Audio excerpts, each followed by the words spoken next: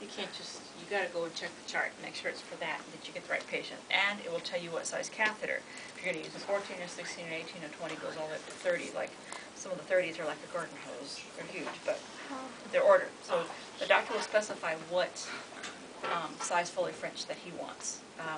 Can you give me a catheter from over there? Do you have one handy? Some of the kits come with the catheter already in it. It's the label on the outside of the package tells you exactly what's inside the package. And there are lots of different companies that manufacture these packages. Some come with catheters in them, some without. If you look at the catheter, you want to make sure you have, let's say the order is for a 16 French. You can see right here, can you see this little number at the end of the catheter? It says 16. That is your 16. They're always labeled with a number. Okay. You notice you have 2 ports.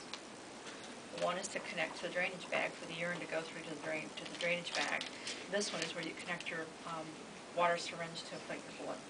Okay, so they always have at least 2 ports. Some have 3, but the third port would be for irrigation of some type, continuous irrigation.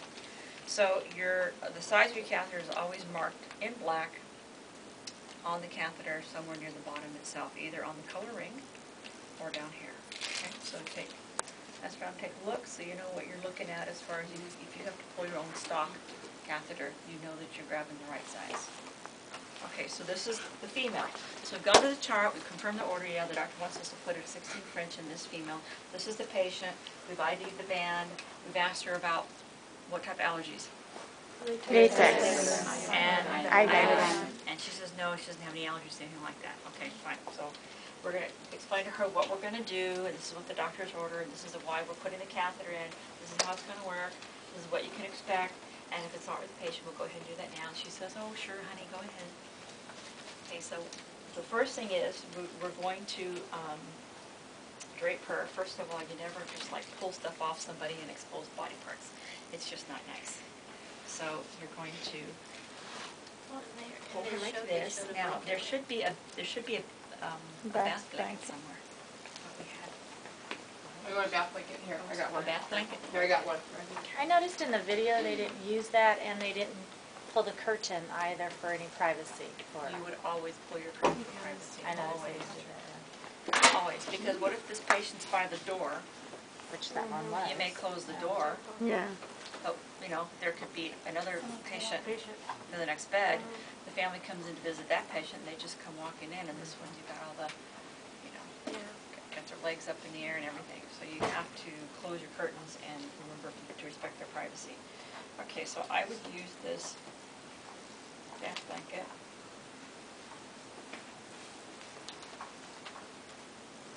I just put it across like this.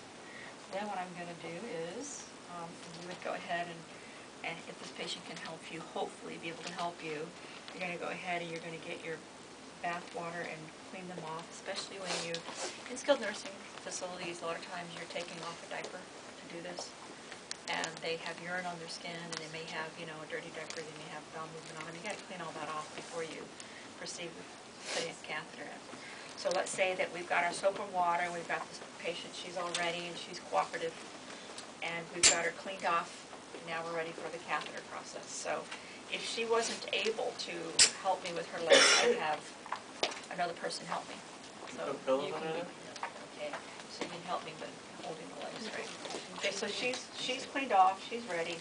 Now in the clinical area, you can use either a gooseneck lamp, they have them, you can get them out of treatment rooms and bring them in for more light, or you have a pen light, which if Richard and I were doing this together, I would hold the pen light for him if he needs some extra light. And then you've got your sterile kit, so you would have opened your outer layer and tossed your trash can, which would probably be right here.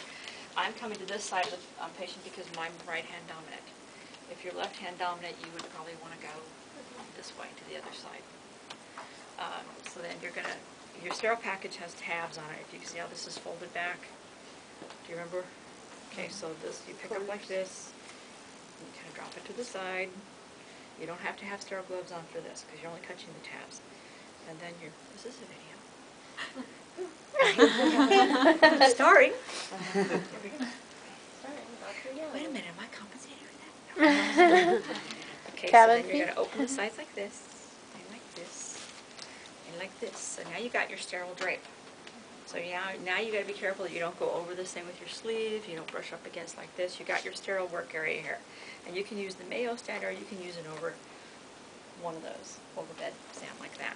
Okay, so now the next thing is I'm going to take off my sterile gloves like this. I'm going to take the packet like this, and I'm going to move it over like so.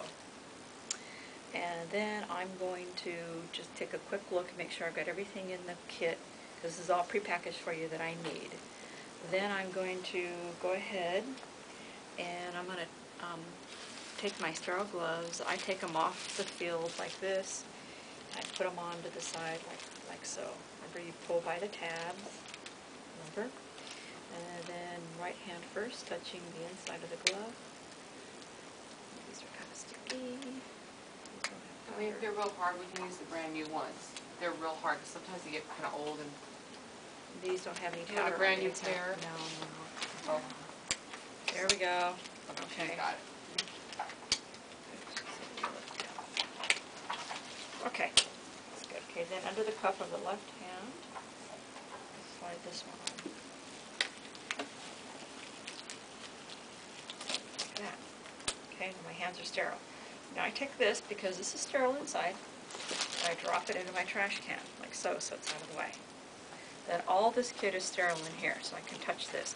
So I'm going to pull this part off, set it there like that, and I'm going to take my water. Remember, you've got to test your balloon. This is all sterile in here, so I'm going to go ahead and I'm going to pull this packet off, like that, and drop it in my trash can. And then I'm going to go ahead and I'm going to connect my water syringe, and then inflate the balloon. The reason you're doing that is you basically want to make sure you don't have a malfunctioning balloon. You don't want to get it inside, go through this whole procedure, get it in the bladder, then you inflate it, and it ruptures or it doesn't inflate or it leaks water and it doesn't, then you got to do it all over again. In my career, I've never seen a faulty balloon. How about you, Jennifer? Nope, Never never. seen it happen. But this is just a safety check. Okay, so you know it's inflating, so it's working. So I'm going to take the water out. Remember, my hands are still sterile. This is all sterile. Lay it back down. Make sure it's on tight. These don't thread, they just sort of push on, they don't thread on. So I'm going to leave it like that. And then I would take this syringe cover and I would drop it in my trash without touching anything. Okay, so you know that your balloon now is good.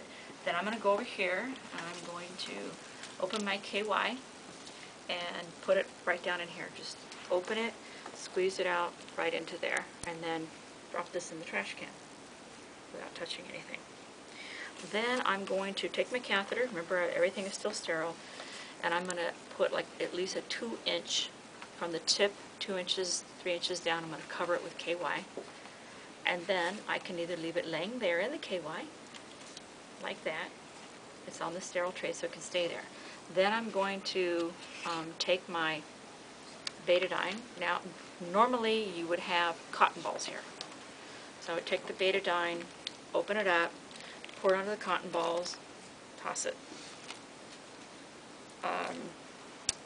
No forceps. I just noticed there's no forceps. This bottle here, these kits come with a bottle, that's for a urine specimen if you're going to collect one once you've inserted. And it has a urine container and it has a label. Okay, so let's say I'm set up here. We'll have some imaginary forceps, okay? Got everything set up here. Now this is the important part. It's all sterile. We're coming over to the patient. Patient's ready. If you want to move linens back, I do it like this, okay? Then I'm going to tell the patient, okay, you're ready. You're going to feel some cold sensation. We're going to clean you with some betadine. You're going to feel a low pressure sensation, and we'll be done in just a minute. So the patient knows what to expect. Then what I'm going to do is, there would have been a sterile drape in here somewhere that I can put under her. So if I had, okay, let's say the sterile drape is on the top. Well, it would be folded like this. You fold it on the top using the kit when you open it. So what you can do is, you can open it like this because this is sterile. If you've got your sterile gloves already on, you have a patient that can lift up. You can push under like this. So your sterile gloves are only touching the sterile parts of the drape. So you're keeping it sterile. Okay, so I would come over here like so. or lift up, push it under,